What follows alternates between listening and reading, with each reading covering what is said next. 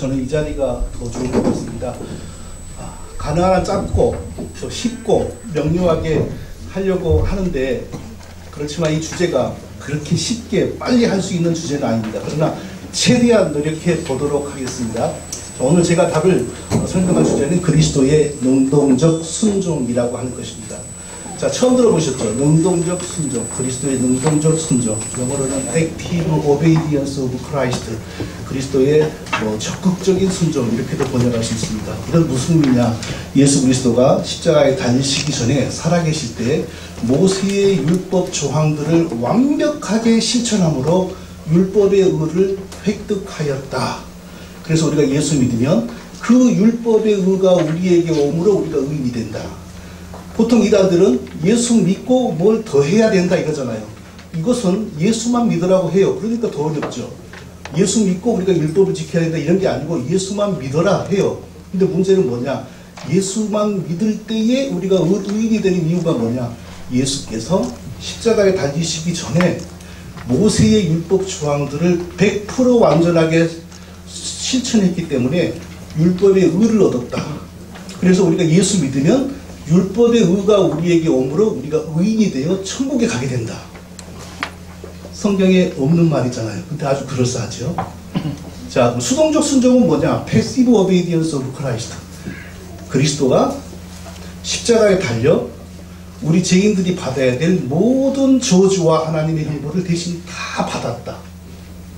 그래서 예수 믿으면 우리의 죄를 예수님이 대신 다 받았기 때문에 우리에게는 정죄가 없다.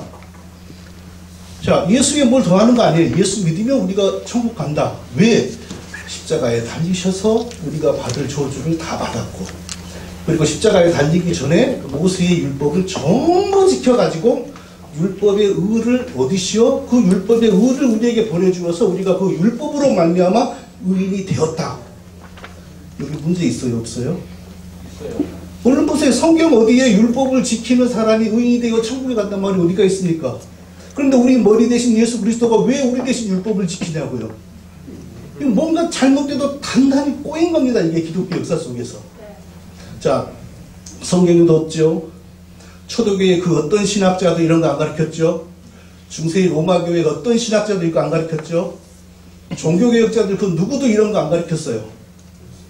종교개혁이 끝나고 나서 종교개혁에서는 행위로 우리가 구원받는 게 아니고 오직 예수 믿음으로 우리가 의로워진다. 이신칭의를 종교개혁이 확립했는데 이제 로마교회 핍박으로부터 벗어났어요. 로마교회 핍박이 있을 때는 오직 이신칭의 네 글자를 위해서만 싸웠는데 로마교회로부터 독립하고 나니까 그 다음 일이 뭐지?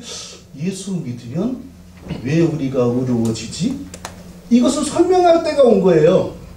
이해되시나요?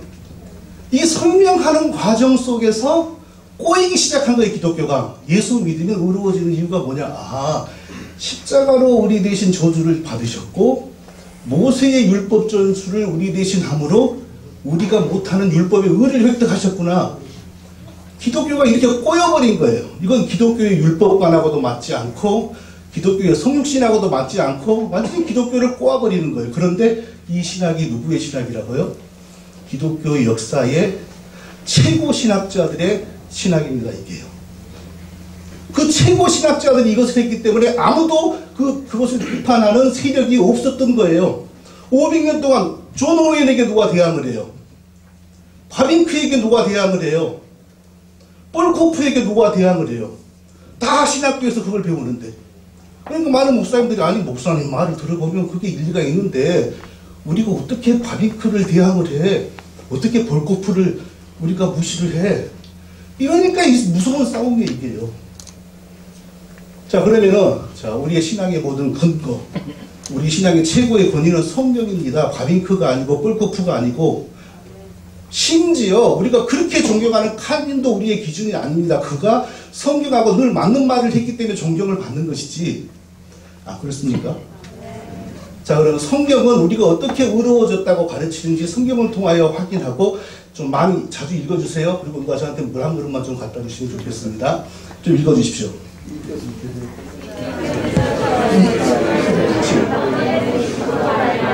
우리가 거룩함을 얻었노라. 우리가 거룩함을 얻었다 이 말이 우리가 의롭다함을 얻었다 이 뜻이잖아요.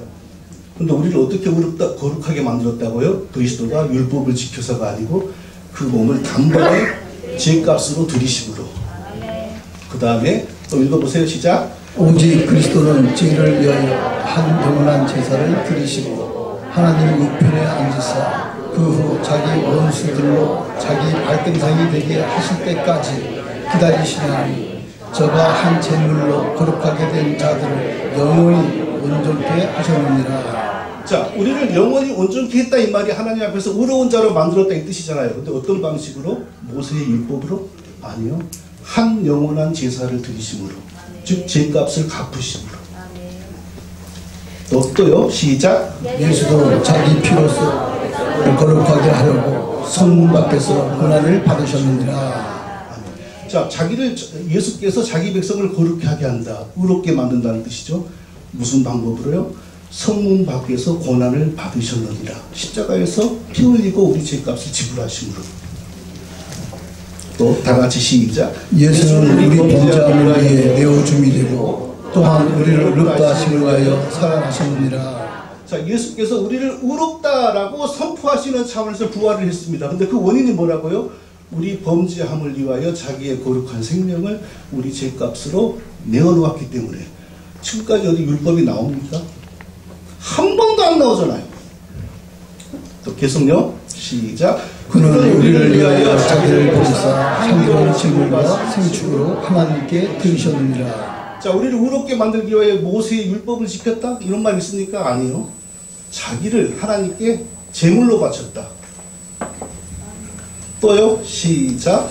그리스도 예수 안에 있는 성령으로 말미암아 하나님의 은혜로 값없이 의롭다 하심을 얻은 자 되었느니라. 자, 우리가 의롭다함을 얻었습니다. 근데 무엇으로? 속량으로. 우리의 죄값으로 예수님이 자기의 거룩한 목숨을 지불하신 것으로.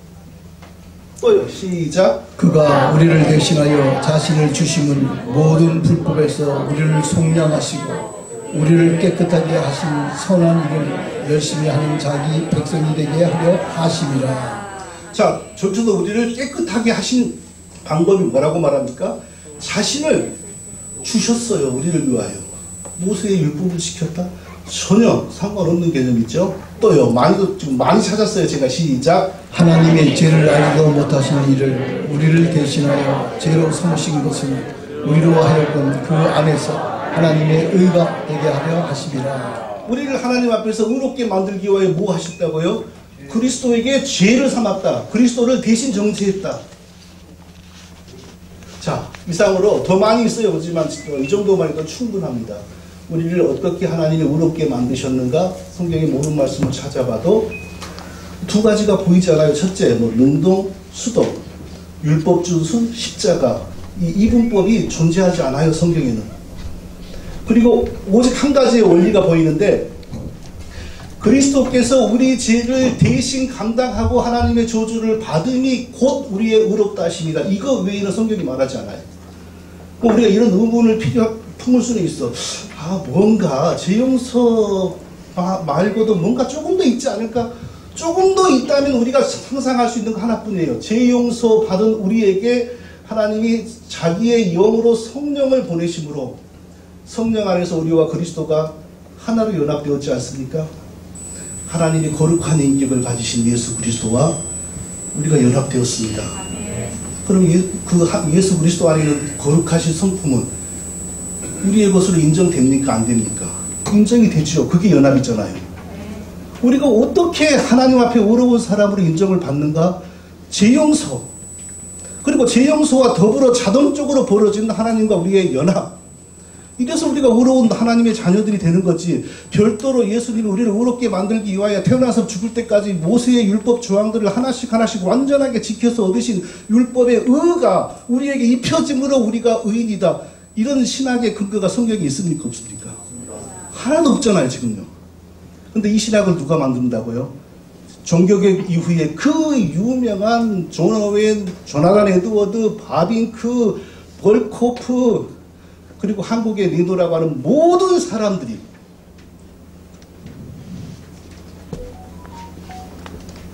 자, 그래서 그럼 분명히 우리가 성경을 통하여 어떻게 우리가 의인이 되는지를 확인했습니다. 그다음에 신학교 교수들, 이제 신학교에서 내려오는 의 친이론을 제가 보여드리겠습니다. 합신의 이승도 교수님은 이걸 이제 이 능동적 순종을 강하게 주장을 하시죠. 이제 하나의 예를 어떻게 드시냐면 이게 영상에 나올런지 안 나올런지 모르겠습니다. 한번 틀어보겠습니다. 자기 이름을 손 좀 키워주세요. 발음해달라고 합니다. 우리가 그렇게 발음해주는 것이죠. 그레이덴 메이션이 해명으로 이제 읽으면서 존 모레이 자기의 동료 설문조사한테 전했다는 말, 그리스도의 능동적 순종의 의도 없이는 우리는 소망이 없고 그 죽어가는 그 죽음의 침상에서 예수 그리스도의 능동적 순종의 의도, 그것이 우리에게 전가되지 않으면 우리에게는 소망이 없다 라고 얘기했던 이 신약학자의 말을 우리는 정말 중요하게 들어야 할 것입니다. 신학교에 입학하는 사람은 이 메이첸이라고 하는 이름을 적어도 10번은 들어보고 신학교를 졸업할 겁니다. 그런데 이 메이첸이라고 하는 신학자의 말을 딱 하면서 메이첸은 죽을 때 뭐라고 하지 않느냐? 예수 그리스도의 십자가가 아니고서는 나에게 소망이 없다. 이렇게 말한 게 아니고 그리스도의 능동적 순종의 의가 없다면 죽는 나에게는 소망이 없다. 이러고 죽었다는 거예요. 이게 성경하고 맞는 말입니까? 그 한 사람이 이상한 말이죠. 그럼 메이첸이건 메이첸이 할아버지건 누구건 간에 그런 말은 그 한 사람의 이상한 말일 뿐이지 성경이 가르치는 말이 아닙니다. 이런 식으로 신학교 교수님들이 이런 식으로 우리를 아니 메이첸 같은 사람이 할 말이 없게 만든다니까요. 자, 합신의 김병훈 교수님은 또 뭐라고 했냐면요. 한번 읽어볼까요? 시작. 그리스도의 율법의 순종과 관련하여 다음으로 선포할 것은 그리스도의 율법의 순종은 그리스도께서 율법의 순종으로 얻으신 율법의 의와 영생의 권리를 저희들에게 전가하여 주셨는데 여기까지만요. 자, 그리스도께서 율법의 순종으로 얻으신 율법의 율법의 의가 곧 영생의 권리, 이걸 신학교 교수님들이 가르치고 있는 거예요.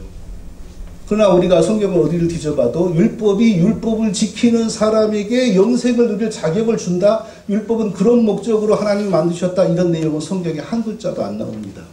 성경에 없는 신학을 이렇게 가르치는 거예요. 또요. 혼자 읽어보세요, 목사님.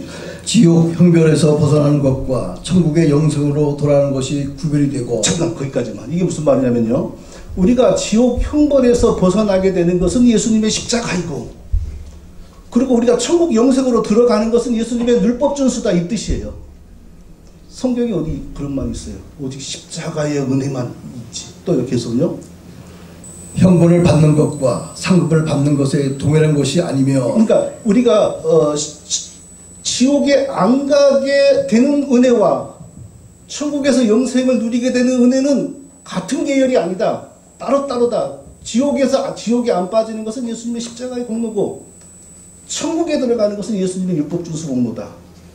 전혀 다른 내용의 종교가 기독교라는 이름으로 신학교 안에 자리 잡고 있는 거예요. 근데 놀랍게도 평신도 성도들이 이런 거 들어본 적도 없어요. 들어본 적이 없으니 평신도 성도들이 이런 걸 믿겠어요? 근데 신학교에 들어앉은 사람들만 이걸 믿고 있단 말이에요. 사망의 심판에서 벗어나는 것과 천국의 영생을 누리는 것은 다른 은혜다. 이게 바로 능동적, 수동적 교리의 문제점인 것입니다. 국제신학교의 김재성 교수님 읽어보세요. 그리스도의 의로움을 믿음으로 전가받는다는 교리를 세우고자 한다면 그리스도가 모세의 율법에 대해 완벽한 순종을 하였음을 의존하지 않는다면 결코 불가능하다. 자, 저분도 우리가 구원받기 위해서는 오직 예수만 믿으면 된다는 걸 믿는 분이에요. 예수 믿는 거 외에 율법 준수를 우리가 해야 된다라고 주장하는 분이 아니에요. 예수 믿고 세례받고 예수 믿고 뭐 할례받고 이런 거 아니고 예수만 믿어야지 된다고 저분도 주장하는 거예요. 근데 그 속으로 들어가면 뭐가 있습니까? 예수 믿어서 우리가 의로워진 이유는 예수께서 모세의 율법에 대한 완전한 순종을 했기 때문이다. 또 읽어주세요. 그리스도와 연합한 성도는 의롭다고 하는 선언을 듣게 되는데 예수 그리스도의 순종이 의롭기 때문이다. 여기서 예수 그리스도의 순종이 골고다에서 이루어졌다거나 십자가에서 수용되었다는 지적이 없다. 이거 얼마나 무서운 말인지 모릅니다.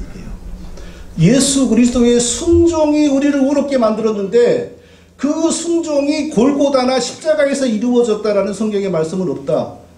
그러니까 십자가에서 이루어진 건 뭐라고요? 단지 우리를 지옥에서만 건져주는 것뿐이다. 우리를 의인으로 의인 되게 만든 건 뭐라고요? 예수께서 태어나서 죽을 때까지 지키신 모세의 율법 순종. 그러니까 저분에게 구원은 예수 그리스도의 율법 순종, 즉 율법이 예수 그리스도를 통과하여 나에게 왔기 때문에, 율법의 의가 나에게 왔기 때문에 우리가 구원받는 거예요. 그러나 성경은 하나님이 친히 우리의 의의 옷이 되어주시기 위하여 성령께서 한 무지한 사람을 마리아의 태중에 창조하시고 성자 하나님께서 자기의 인격을 그 죄 없이 창조된 사람에게 일치시킴으로 바로 하나님의 거룩한 인격을 가진 의로운 사람이 탄생한 거죠. 그분이 사람으로 오셔서 우리의 죄값으로 자기의 목숨을 내어놓으시고, 그래서 하나님과 우리 사이의 죄의 장벽이 없어지니까 성령과 믿음 안에서 우리를 자기와 연합시킴으로 하나님의 거룩하심이 나의 거룩하심인 것처럼 인정되게, 이게 기독교입니다. 할렐루야. 이게 바로 성육신의 신비입니다. 근데 저분은 지금 저 말에 의하면 성육신을 무너뜨리는 거예요. 하나님의 거룩하심이 우리의 의가 되는 게 아니라 사람이 되어서 지키신 율법이 우리를 의롭게 하는 거예요. 그러니까 저런 것은 미안한 말이지만 이단 중에서도 상이단입니다. 이걸 알아보는 사람이 근데 몇 명이나 될까요? 또 읽어주세요.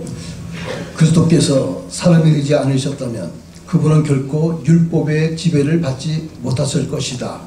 만일 그리스도가 하나님으로만 남아 계셨다면 그분은 율법을 준행하심으로써 우리를 위한 공의를 쌓지 못하셨을 것이다.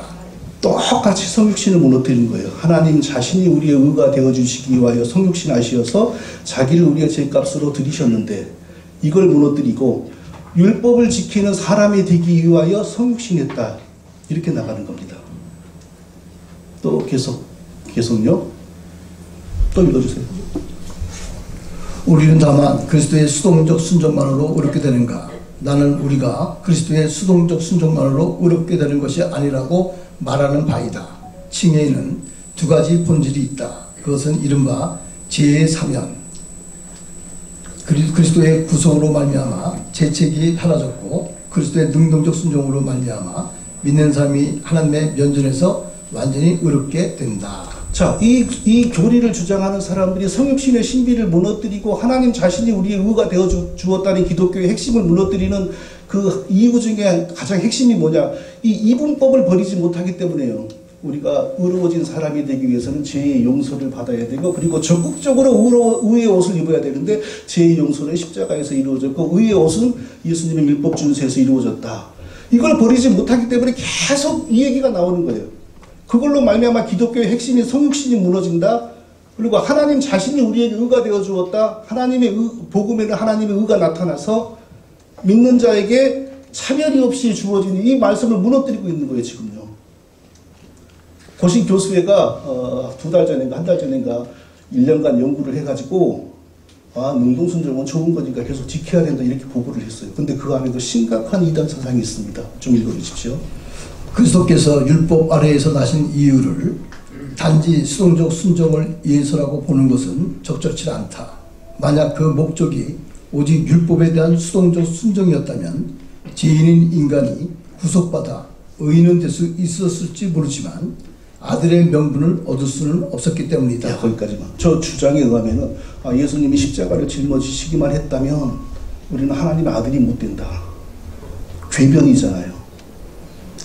우리를 하나님이 자기 백성으로 삼기 위하여 사람이 되셨고, 사람이 되셔서 우리의 죄값을 대신 치르시고 성령과 믿음 안에서 자기에게 연합시키고, 그 성령이 우리를 하나님의 자녀되게 만든 양자의 영인데, 그래도 하나님의 아들이 안 된다면 뭘 해야 되는 거예요 도대체? 이 능동순종 교리는 이렇게 심각한 이단 사상입니다.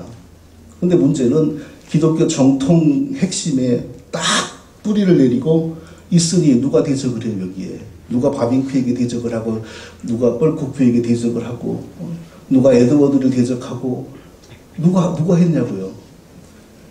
한국에서 신학자 중에서 유일하게 하신 분이, 물론 서철호 박사님은 초기에는 운동순종을 가르치셨습니다. 다 그렇게 배웠으니까. 나중에 이제 양심선언을 하신 거예요. 내가 다시 연구해 보니까 사실이 아니더라. 그리고 바르게 하신 거예요. 그렇죠? 그래서 그리고 이제 저 같은 사람이 참 특이한 경우죠. 그냥 3년간 줄기차게 외치니까 바른믿음이라는 신문을 가지고 처음에는 무시하면 되겠지 했는데 무시가 되나요? 3년간 이름 거론하고 사진을 박으면서 말을 하니, 그래서 이런 자리까지 생겨난 것입니다. 지금요. 자, 이상으로 살펴본 능동순종 교리의 최고의 문제가 뭡니까? 십자가의 효력은 단지 우리를 지옥에서만 건져낼 뿐이다. 그러면 천국에 가려면 뭐가 필요하냐? 모세의 율법을 완전하게 지킴으로 얻는 율법의 의가 필요하다. 이래서 율법주의 정도라는 겁니다. 저것이. 그러나 구약을 보나 시작을 보나 하나님이 율법의 의로 우리를 구원하신다면 구원받기 전에 아브라함이나 이런 사람들에게 율법을 지키면서 의로워지는 연습을 하라고 요구했어야죠. 그게 하나님에게 맞지요. 한 번도 하나님 그러신 적이 없잖아요. 전혀 그런 적이 없습니다. 자, 성경은 뭐라고 말합니까? 다 같이요. 시작. 내가 너희 중에서 예수 그리스도와 그의 십자가에 못 박히신 것 외에는 아무것도 알지 아니하기로 작정하였습니다. 자, 그러면 혹시 조금 전에 언급하신 구약에서는 그래도 율법이 중요한 시대였으니까 율법이 구원과 의와 칭의와 연관이 있었을까? 구약에서도 전혀 없었습니다. 우리의 믿음의 조상 아브라함을 하나님이 어떻게 의롭다 하셨냐면요, 단지 믿게 하심으로 아브라함이 하나님을 믿으니 그 믿음을 보시고 의롭다 하셨습니다.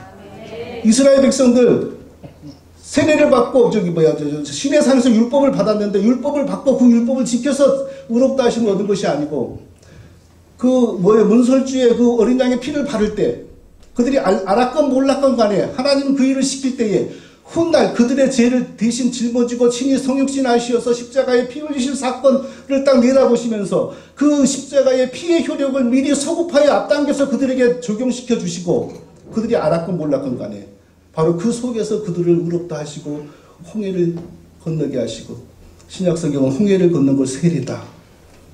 만나를 먹게 하시고 신약성경은 만나를 먹은 것은 성찬을 먹은 거다. 세례받고 만나 먹고 난 다음에 시내산에서 율법을 받잖아요. 그러니까 율법은 우리를 의롭게 하기 위하여 온 것이 아니고 믿음과 은혜로 의로워진 사람을 하나님 백성답게 살게 만드는 기준으로 온 겁니다. 자, 그러면 이제 능동순종 주장하시는 분들에게도 나름대로 또 비장의 카드가 있습니다. 성경에 있다 주장을 해요. 세 개가 바로 로마서 5장 19절, 로마서 10장 4절, 갈라디아서 4장 4, 5절입니다. 하나씩 살펴보겠습니다. 과연 그러한지. 다 같이요. 시작. 한 사람이 순종하지 않으므로 많은 사람이 죄인된 것 같이 한 사람이 순종하심으로 많은 사람이 의인이 되리라. 자, 저기서 한 사람이 순종하심으로 많은 사람이 의인이 되리라. 이 부분을 능동순종으로 해석을 합니다. 자, 그런데 바로 그 앞부분 18절을 보면요. 시작. 그런즉 한 범죄로 많은 사람이 정죄에 이른 것 같이 한 의로운 행위로 말미암아 많은 사람이 의롭다 하심을 받아 생명에 이르러니라. 저기서 한 범죄는 아담의 원죄죠. 그리고 아담의 원죄와 우리의 모든 죄를 대신 짊어지고 그리스도께서 십자가에 달리신 것을 한 의로운 행위라고 그러죠. 만일에 예수님이 일평생 지키신 모세의 율법 조항들이라면 한 의로운 행위가 아니잖아요. 수없이 많은 의로운 행위들이라고 그래야 되잖아요. 5장 19절은 로마서 5장 19절은 절대 능동순종의 근거가 아닙니다. 자, 그런다고 해서 이분들은 능동순종을 반대하면 우리는 예수님이 순종했다는 것도 부정한다 이렇게 생각을 해요. 절대 그렇지 않습니다. 능동순종을 반대하는 서철훈 박사님이나 칼빈 다 예수님이 순종하시면 우리를 구원했다고 가르칩니다. 좀 읽어주세요.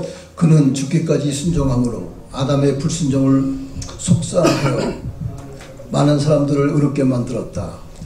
그의 순종으로 말미암아 사람들이 사망에서 돌이켜 생명 곧 영생에 이르렀다. 하나님의 뜻을 순종함이 의이기 때문이다. 자, 우리가 이걸 분명히 알아야 됩니다. 우리는 결코 예수님이 하나님께서 불순종했다라고 믿는 사람들이 아닙니다. 순종하셨습니다. 예수님의 순종하심이 우리의 구원입니다. 그럼 예수님의 순종의 의미는 뭔가? 죄로 말미암아 반역죄로 말미암아 저주받고 죽은 자기 백성들을 다시 살리고 회복하라고 하는 아버지의 뜻에 예수님이 모든 것을 순종하신 것입니다. 그 중심에 십자가가 있는 겁니다. 예수님이 순종으로 우리를 구원한 건 맞습니다.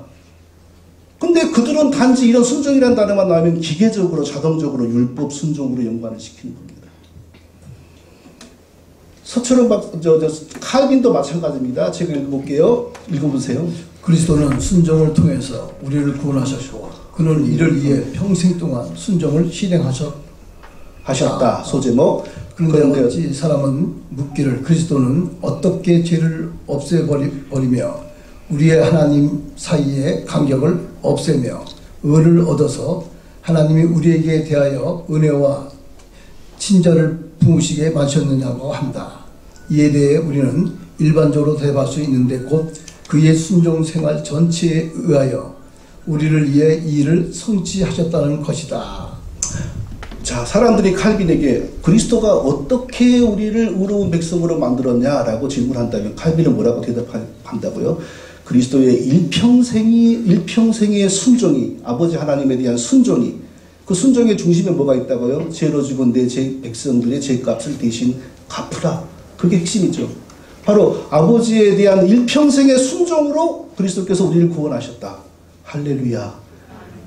우리는 결코 예수님의 순종을 부정하는 사람들이 아닙니다. 순종을 예수님의 모세의 율법 순종 이렇게 연관시키는 것이 비성경적이라는 것입니다. 자, 또 로마서 10장 4절이 능동순종의 근거라고 합니다. 그리스도는 모든 믿는 자에게 의를 이루기 위하여 율법의 마침이 되시니라. 여기 율법의 마침을 그들은 어떻게 해석하냐면요, 예수님이 모세의 율법 조항들을 전부 하나씩 다 지켰다, 이렇게 해석을 해요. 자, 그런데 자, 여기서 마침이라는 말이 헬라어 텔로스라는 단어를 보면요, 이거 뭐 원어를 얘기하지 않아도 뻔한 건데 굳이 얘기를 한다면 이 단어의 뉘앙스가 하나씩 다 지켰다라는 뉘앙스보다 이 일 전체를 완성했다, 이럴 때 쓰여지는 단어고요. 그리고 동시에 이 단어는 하나님께, 신에게 드려지는 희생 제물이라는 뜻도 있어요. 그러니까 이 단어만 보더라도 그리스도가 어떻게 율법을 완성했냐, 우리 죄값으로 자기 몸을 하나님께 드리시는 십자가 제사로 우리 죄를 사하는 모든 일을 마쳤다, 이 뜻으로 한 말이지, 모세의 율법 조항들을 하나씩 둘씩 셋씩 전부 찾아다니면서 지켜가지고 율법을 마쳤다, 이런 뜻이 아닙니다. 자, 갈라디아서 또 읽어보십시오. 때가 참에 하나님이 그 아들을 보내사 여자에게서 나게 하시고 율법 아래에 나게 하신 것은 율법 아래에 있는 자들을 속량하시고 우리로 아들의 명분을 얻게 하려 하심이라. 자, 예수님이 때가 되어서 율법 아래에 나게 하셨다. 저것이 바로 능동순종의 근거다. 예수님이 율법 아래에 태어나서 율법 조항 하나를 다 지킨 거다, 이렇게 해석을 하죠. 그런데 똑같은 갈라디아서의 바울의 다른 문장을 보면요, 우리 다 같이 시작. 그리스도께서 우리를 위하여 저주를 받은 바 되사 율법의 저주에서 우리를 속량하셨으니 기록된 바 나무에 달린 자마다 저주 아래 있는 자라 하셨습니다. 그러니까 사도 바울은 그리스도가 율법의 마침이 되었다라는 말을 할 때 무슨 생각을 가지고 저런 말을 사용하냐면은, 율법에 저촉되는 그 흠이 조금도 없는 완전한 사람으로 성육시하신 하나님께서 율법이 요구하는 그 기준을 전혀 충족시키지 못하는 우리 죄인들이 받아야 될 저주를 대신 받고 죽으심으로 우리 죄인들에게는 더 이상 율법의 저주가 없게 만들었다, 이 뜻으로 한 말이에요. 율법의 마침이 한 조항 하나하나 둘씩을 다 지켰다는 뜻이 아니고요. 자, 그들이 능동순종을 주장하는 분들이 가장 그래도 주장하는 성경을 살펴봐도 근거가 없다라는 거 분명하죠. 그러므로 이건 성경이 말하는 것도 아닌 이 능동순종 교리는 이건 신학자들이, 특히 언제요? 종교개혁 다음에 활동한 신학자들이 만들어낸 교리인데, 신학자들이 만들어낸 신학은 대부분의 경우는 성경하고 맞지요.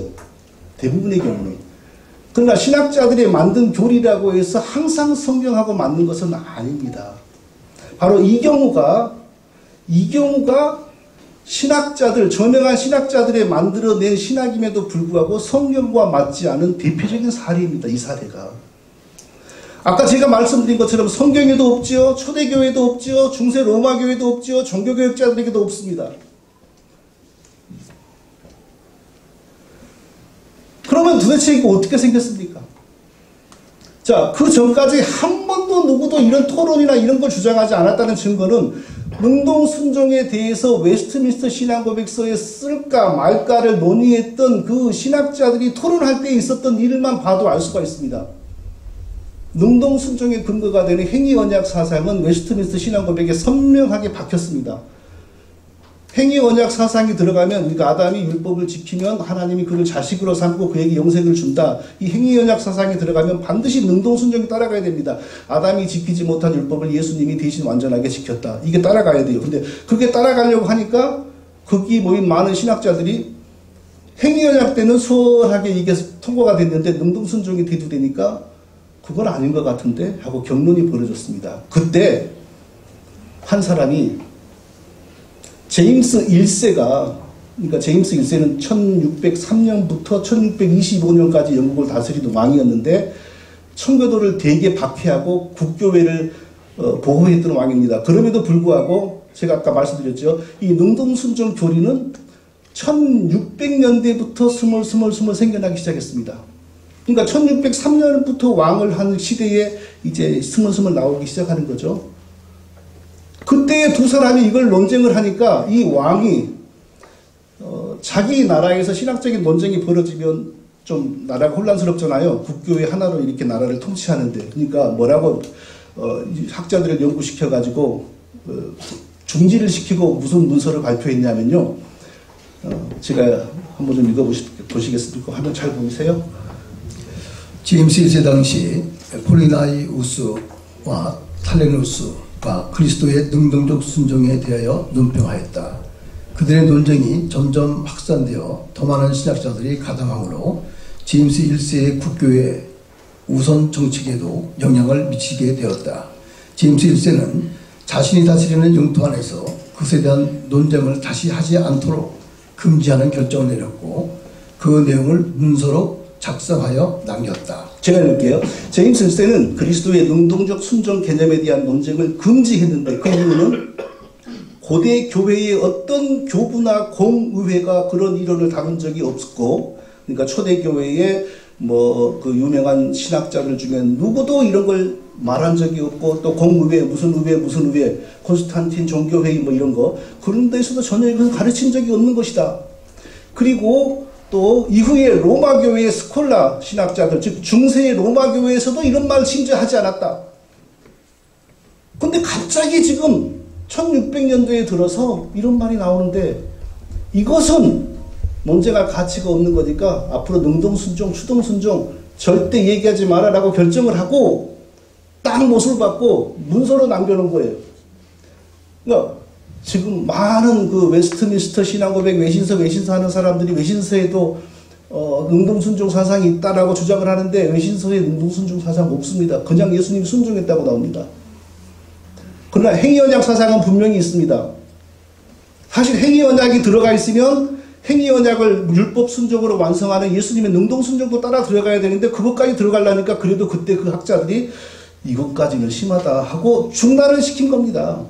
중단을 시킬 때 바로 저게 작용을 한 거예요. 제임스 1세, 비록 이것을 웨스트민스터 외신서를 쓸 때는 1647년이지만 제임스 1세는 1625년에 죽었거든요. 그러니까 그때 벌써 이것 더 이상 논쟁하지 말라고 왕까지 결정했다. 왕도 이런 일이 있었다니까요. 자, 능동적 순종은 칼빈은 1564년에 사망했습니다. 64년에 사망한 칼빈이 죽고 난 이후에 스멀 기어나온 신학입니다. 이것은요. 이걸 다르게 말하면 종교개혁의 중요한 것은 끝나고 이 종교개혁에서 이루어진 가장 중요한 것 이신칭의 로마교회 행위구원을 물리친 종교개혁의 이신칭의가 이제 섰잖아요. 서긴 섰는데 이신칭의가 이루어진 원리에 대해서는 아직 토론을 한 적이 없습니다. 자세하게. 그저 오직 믿음으로 구원 얻지, 로마 교회가 주장하는 것처럼 예수 믿고 바르게 살아야지 구원을 얻는 게 아니다. 이거 못 박는데 이 엄청나게 피를 흘린 겁니다. 그 바로 칼빈이 죽고 난 이후에 이제 종교개혁의 가장 중요한 이신칭의 교리와 다른 중요한 것들을 이제 유럽의 교회와 목회자들과 교인들에게 쉽게 자세하게 가르치는 일을 이제 시작을 하잖아요. 그 시대를 개신교 정통주의 시대라고 합니다. 개신교 정통주의 시대. 그리고 항상 어느 시대나 그 시대의 주류가 되는 연구 방법론이 있습니다. 자유주의 신학이 일어날 때 연구 방법론은 과학과 이성이잖아요. 종교개혁자들이 로마교회로부터 종교개혁을 이룰 때 연구 방법론은 오직 믿음, 오직 성령이잖아요.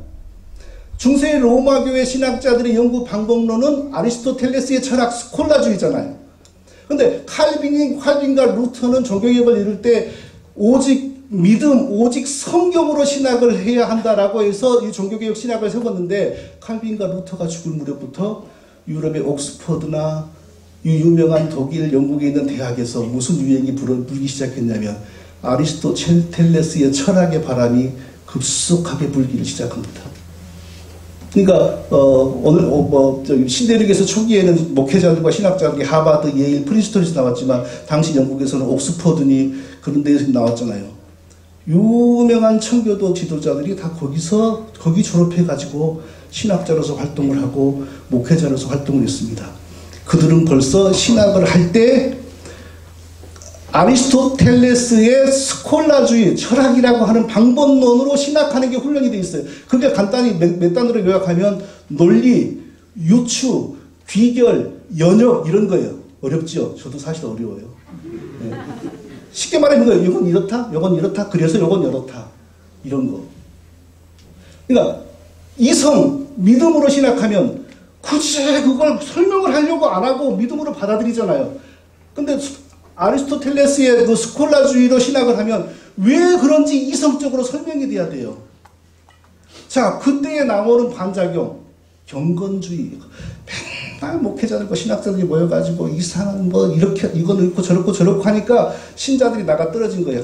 하나도 은혜가 안 되고 신학이라고 하는 건 백해무익하고 그래가지고 나가 떨어져서 자기들끼리 한 게 바로 경건주의입니다.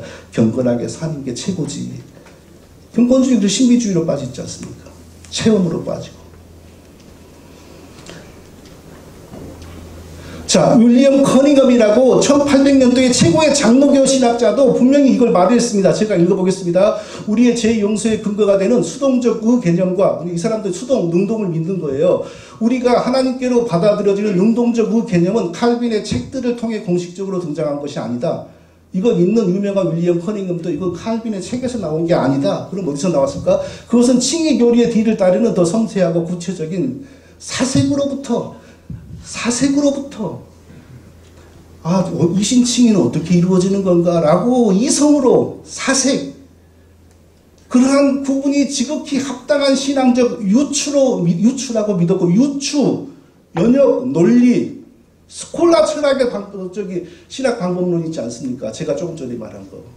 그러니까 성경으로부터 능동순종이 나온 것도 아니고 칼빈으로부터 능동순종이 나온 것도 아니고 종교개혁 이신칭의가 드디어 살아남았어요. 로마교회는 이제 물러갔고 거의 다시 지금은 살아났지만, 그 다음에 할 일이 유럽의 교회들에게 이신칭의가 왜 이루어져? 우리가 예수만 믿으면 의롭다함을 얻는데 예수만 믿으면 의롭다함을 얻는 이유가 뭐지? 예수 믿고 율법을 지키는 게 아니라 오직 예수만 믿어야지 우리가 구원을 받는데 그 이유가 뭐지? 이걸 궁리를 하다가 빠진 게 바로 예수님이 십자가로 우리 죄를 용서하고 수동적 순종, 예수님이 평생 모세의 율법을 완전하게 지켜서 능동적 순종, 이 잘못된 사변신학, 사색신학, 개신교 스콜라주의로 빠졌구나. 이거 짐작할 수 있죠.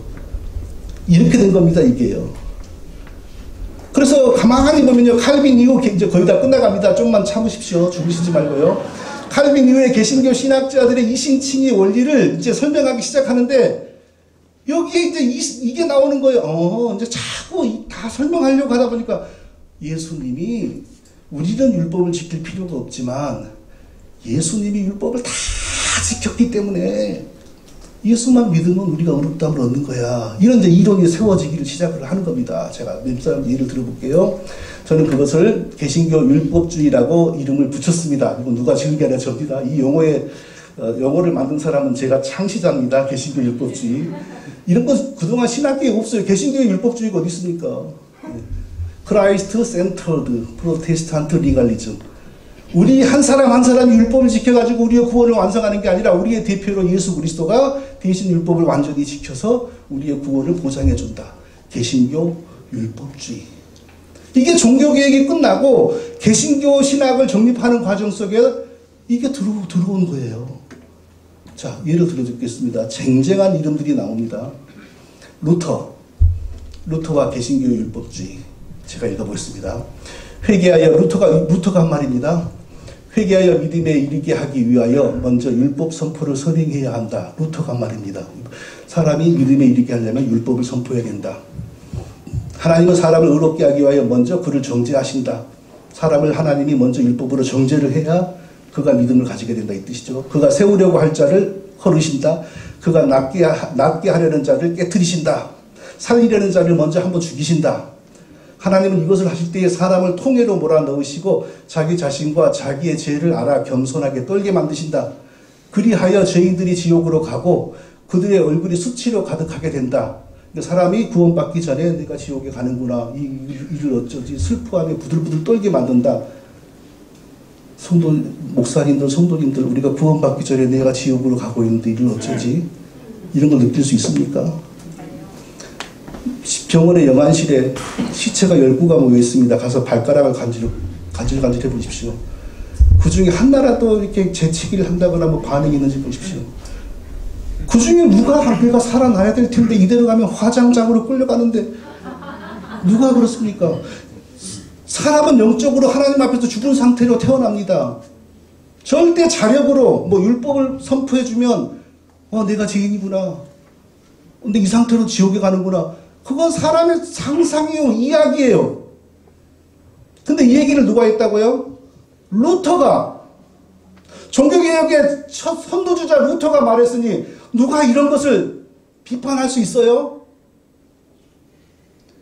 자, 이것은 율법을 지켜서 구원을 얻는다라는 율법주의는 아니지만 예수 믿고 구원을 얻기 위해서는 먼저 율법을 만나야 된다 이거 아닙니까? 완곡한 율법주의죠. 아무도 이런 걸 주목하지 않아요. 이게 얼마나 심각한 건지. 근데 대한민국에 유일하게 이거 심각한 종교개혁의 왜곡이다라고 지적하는 분이 바로 여기에 있는 분입니다. 그러니까 저도 이런 걸 보고 아하 지금 주무십니까? 지금 누구 얘기를 박수.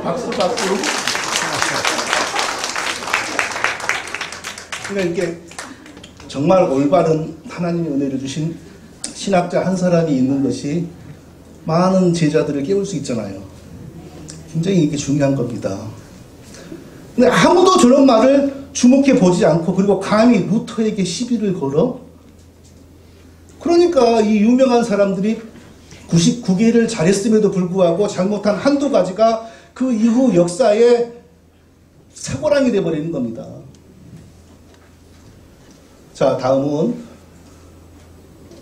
다음은 베즈. 우리가 흔히 베자라고 하죠. 칼빈의 후계자, 칼빈의 제자. 제가 읽어보겠습니다. 저 말은 베자가 1665년에 로마서 주석에서 한 말입니다. 그리고 저는 저 말을 어디서 발견했냐면 지난해에 그 합신의 교수님들이 정함신학회를 통하여 능동순종이 맞아 라고 주장하기 위하여 논문을 막 써냈어요. 그 속에서 봤습니다. 이남규 교수님의 논문. 죄의 용서에 의하여 즉 전가된 그리스도의 만족에 의해서 우리는 의롭게 되었다고 말해진다. 그를 통해 지불된 형벌에 의해 죄책이 없는 자로서 해방되는 것이다. 그런데 또한 전가된 그리스도의 순종에 의해 우리를 의롭게 되었다라고 말해진다. 그러니까 옛날 1500년대 문장을 정말 라틴어로 써진 문장을 번역했기 때문에 좀 말이 지금 매끄럽지가 않아요. 그런데 여기서 중요한 것은 그리스도의 순종에 의해 우리가 의롭게 되었다고 말해진다. 우리가 율법의 조항들로부터 영생을 청구할 수 있도록 하기 위함이다. 그러니까 칼빈의 제자 베자는 어떻게 이해했냐? 구원을 얻으려면 모든 율법 조항들을 완전하게 다 지켜야만 그것에 근거하여 하나님 영생 주세요 라고 이해를 한 거예요. 근데 우리는 그렇게 못하죠. 근데 그걸 누가 했어요? 예수님이 했다. 그렇게 배자가 이해를 하고 있었던 거예요. 이강기 교수님이 저 라틴어를 잘 해석을 했나 저도 궁금해서 책을 샀는데 제가 라틴어를 읽을 수 있나요? 보고만 해놨는데 2009년 칼빈 신학교 봤던 박사학위 논문을 보니까 그 학생이 그 라틴어를 영어로 번역을 해서 연구를 했더라고요. 근데 번역이 맞게 돼 있어요.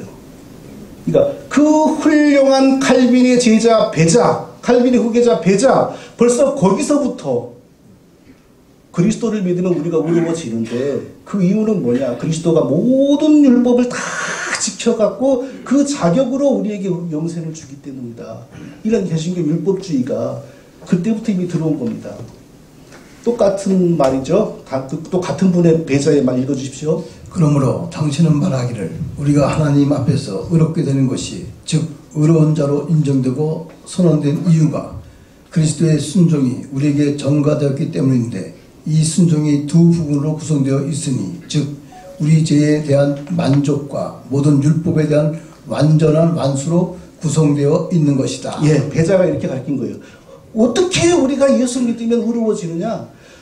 십자가에서 그러니까 완전히 죄값을 치르신, 그래서 하나님이 만족하신 것과 그리고 모세의 율법을 다 지키심으로 얻으신 그것이 우리에게 두 가지 공으로 우리가 의로워진다. 그러니까 능동적, 순동적, 수동적 이 교리에 거의 출발선상에 누가 있다는 걸 우리가 알 수 있습니까? 칼빈의 제자, 칼빈의 후계자, 배자가 있는 겁니다. 자, 배자에게서 이게 시작이 되었다면 누가 대항을 해요, 여기에? 아무도 대항을 못해요. 칼빈의 후계자인데. 칼빈의 후계자에게 누가 대항을 해요? 못하죠. 그러니까 이게 300년, 400년 동안 개신교의 핵심 신학, 성경하고 맞지 않아. 근데 왜 이런 걸 믿냐? 성경을 잘못 봐서 그래. 야, 금이 길바닥에 보이냐? 땅속으로 들어가고 한참 차야지 금이 보이지. 성경을 그냥 겉으로 보지 말고 성경 속으로 들어가 해집고 다녀야지 보여. 이런 논리가 되는 거죠. 그 다음에 우르시누스, 하이델베리크 요리문답을 쓴 우리스누스. 만일 하이델베리크 요리문답을 쓴 우리스누스가 뭔가 잘못된 얘기를 했다 그러면 신학교에 다니는 사람들에게 설문지 해보십시오. 100명 중에 단 한 명도 우리스누스가 뭔가 잘못했다라는 것에 대해서 동의하지 않습니다. 그 정도로 이런 이름들, 배자, 우르시누스 이런 이름들은 신학교, 신학 세계에서는 정상급 중에서도 세계 최정상급에 위치해 있습니다. 그러니까 박사, 네 논문을 써도 우르시누스가 이렇게 말했다. 뭐래도 우르시누스가 말했다. 배자가 이렇게 말했다. 그 기조로 가는 거예요.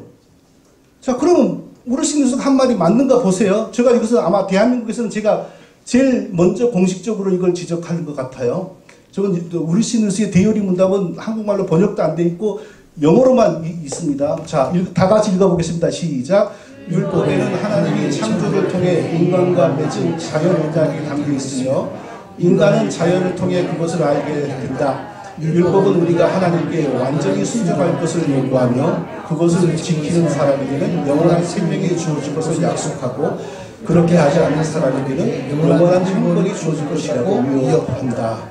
자, 하나님이 창조를 처음에 아담을 창조할 때 자연을 통하여 아담에게 언약을 주었어요. 근데 그 언약의 내용이 뭐냐? 율법을 완전하게 지키면 너를 내 자식으로 삼고 내가 너에게 영생을 주겠다. 이걸 자연 언약이라고 불러요. 또 다른 말로 창조 언약. 성경에 근거 있습니까? 없습니까? 아니, 분명하게 얘기해 보세요. 자, 하나님이 처음에 창조를 할 때 자연을 통하여 율법을 완전하게 지키면 너를 내 자식으로 삼겠다. 이런 게 성경에 있습니까? 없습니까? 예, 그런 자세가 중요하다 이겁니다. 성경이 없으면 없어요. 그래야지.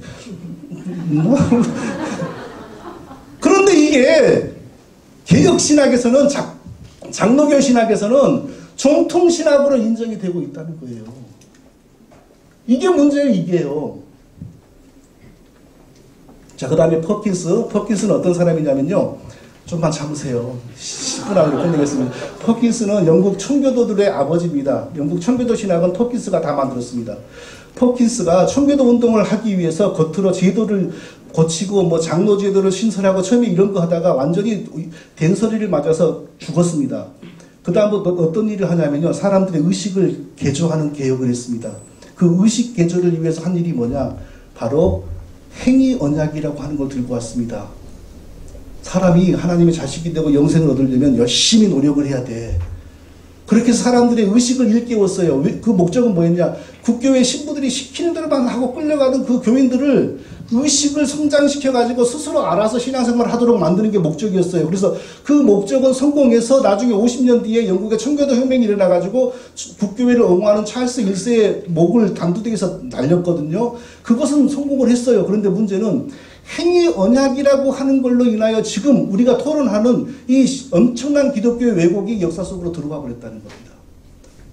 읽어주십시오. 빨리 기다립니다. 얼른 빨리. 하나님의 언약은 어떤 조건 하에서 영생을 얻는 것에 관한 인간과의 계약이다. 이 언약은 두 부분으로 이루어져 있는데 하나님의 인간을 향한 약속과 인간의 하나님을 향한 약속이다. 하나님께서 인간이 어떤 조건을 이행하면 당신은 그의 하나님이 되시겠다고 맹세하시는 게 하시는 약속은 이 뭐야? 제가 인간이 하나님에게 하는 약속은 그가 하나님께 충성을 서약하고 그들 사이의 조건을 이해할 때 이겁니다. 쉽게 말하면 이거예요. 하나님이 처음에 아담에게 너가 이런 것을 잘하면 내가 너 자식으로 삼고 너에게 구원을 줄게. 아까 우르시디스가 말한 자연 언약이 행위 언약이라고 하는 명칭으로 변하고 내용은 똑같아진 겁니다.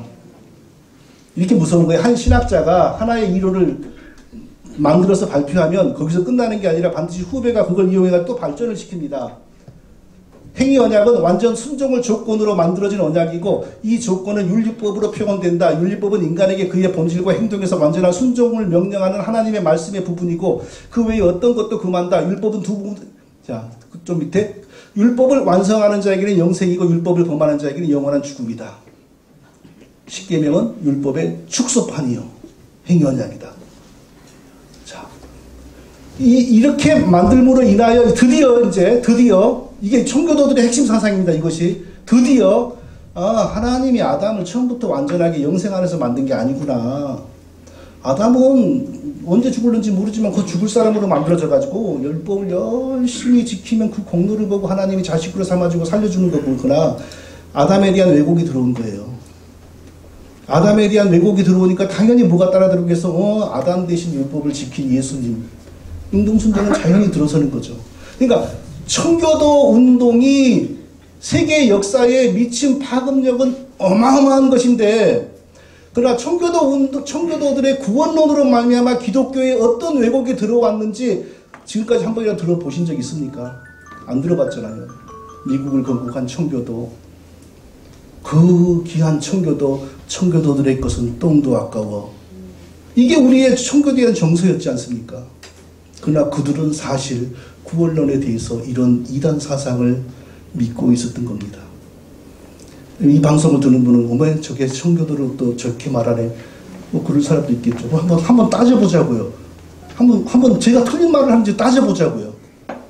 절대 제가 틀린 말을 하는 게 아닙니다. 자, 이 행위 언약을 만든 퍼킨스가 곧 능동순종의 출발지이고 회심준비론의 출발지입니다. 왜 그럴까요? 율법주의이기 때문에. 능동순종은 우리 대신 예수님이 율법을 지킴으로 구원을 주었다. 회심준비론은 뭐냐? 예수 믿기 전에 먼저 율법을 만나서 율법이 시키는 대로 한번 열심히 해봐. 그리고 그대로 안 될 때 너가 깨닫고 예수님을 믿어. 이게 회심준비론 아닙니까? 똑같은 율법주의입니다. 이 똑같은 율법주의가 누구로부터 시작이 되냐? 청교도들의 아버지 퍼킨스로부터 시작이 됩니다. 퍼킨스의 능동순종 사상, 그리스도와 그분의 의에 대해 우리는 두 가지를 이해해야 된다. 첫째는 그리스도의 순환과 죽음으로 나타난 고난이다. 둘째는 율법을 성취하는 데서 드러난 그분의 순종이다. 쫙 나누지 않습니까? 예. 여기서부터 퍼킨스가 저것을 언제 쓴 책이냐? 1593년에 라틴어로 쓴 책입니다. 그러니까 거기 1500년대 말에 반짝 빛이 나고 1600년도부터 드디어 능동순종이 퍼지기 시작하는 겁니다. 그러나 칼빈이나 그 이전 사람들하고는 전혀 일치하는 게 아닙니다. 또 퍼킨스의 회심 준비로 만일 당신이 진정으로 영생을 갈구한다면 첫째 철저히 하나님의 율법으로 당신 자신과 자신의 삶의 모습을 자세히 점검하고 구원받고 싶어? 그러면 신약의 사도들이 뭐라 그러겠어? 너의 죄를 대신 짊어지고 십자가에서 저주받고 죽으신 그리스도 앞으로 나아가. 신약의 사도들은 이렇게 가르치잖아요. 근데 퍼킨스는 뭐라고 가르쳐요? 당신이 진짜 구원 얻고 싶다면 철저히 하나님의 율법으로 당신 자신을 점검해봐. 율법을 통과해야 그리스도를 제대로 믿는다. 이게 개신교 율법주의입니다. 구원은 예수로부터 나온다 이거예요. 그거 다 인정해요, 이들이. 구원이 예수로부터 나온다는 거 부정하면 이단이죠. 구원은 예수로부터 나온다는 거 다 인정을 해요. 근데 문제는 뭐죠? 예수가 모세의 율법을 철저하게 이해했기 때문에 예수 믿는 사람에게 구원이 있는 거야. 예수님에 대해서 왜곡을 해요. 예, 진짜 끝낼 수 있겠습니다. 자, 이 역사를 보면요, 윌리엄 퍼킨스의 저 사상을 이어받은 사람들이 저렇게 쟁쟁한 사람들입니다. 예. 누가 대항을 하겠습니까? 대항 못하지요. 그래도 오늘 같은 자리가 벌어졌다는 게 큰 승리죠. 할렐루야. 예. 역사가 어둠에 잠겨 있다가 깨어나기를 시작하는 거죠, 지금요.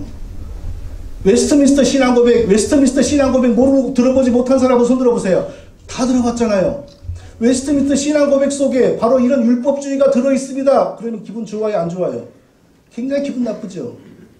근데 웨스트민스터 신앙고백 속에 막 이런 율법주의가 있어요. 원래 행위언약, 웨스트민스터 신앙고백 7장이 행위언약, 사람과 맺으신 첫언약은 행위언약인데 그 안에서 완전한 개인적 순종을 조건으로 아담과 그 안에서 후손들에게 생명이 약속되었다. 아담은 완전한 영생으로 창조된 게 아니고 임시적인 상태로 창조가 되어가지고 율법을 완전하게 지키면 그 공로를 보시고 하나님이 영생을 주고 자식으로 삼는다. 이게 웨스트민스터 신앙고백이 들어있습니다. 그러나 신구약 성경 66권에 나타난 하나님의 성품을 보세요. 저게 손톱만큼이라도 맞는 내용인가? 구약 성경에도 보세요. 율법, 사람을 구원하는데 율법을 먼저 지켜봐라라고 요구하신 적이 없어요. 그런 게 왜 들어와 있냐고요? 왜 들어와 있어요?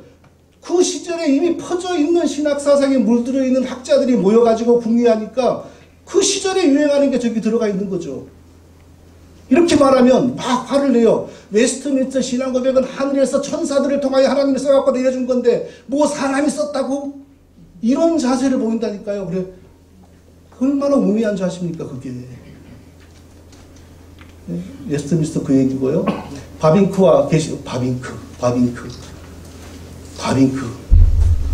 누가 대항을 합니까, 저 사람에게. 근데 자, 읽어보십시다. 다 같이 시작. 하나님은 타락전에 맺어진 첫 번째 언약 안에서 인간에게 완전한 순종을 요구하셨고 이 명령을 완전하게 성취한 후에 비로소 영생과 하늘의 구원을 주리라 약속하셨습니다.